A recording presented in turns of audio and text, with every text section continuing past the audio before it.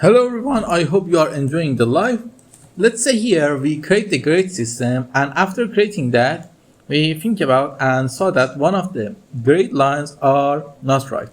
How we can change it or modify that? For now we don't need that menu, we close it. How we can modify that? It's simple. We right click and here add modify grade line. Here you can create on the grid line and add new grid line here and modify show system grid line.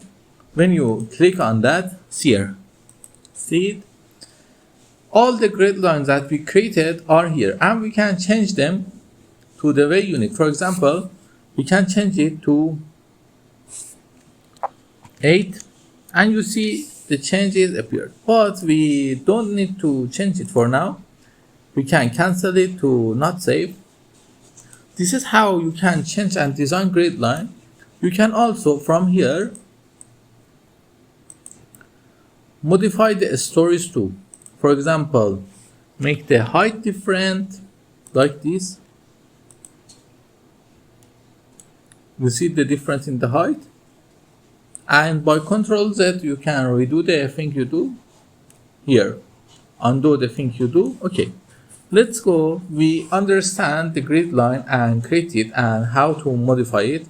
This is our grid line that we are going to work on it. For now, we need to set the columns and design something that I'm going to teach you in the next lesson. But until that time, I want you to understand how to modify that. And for another time, I tell you, you must design the structure on your country code and on your country civil engineering systems and rules.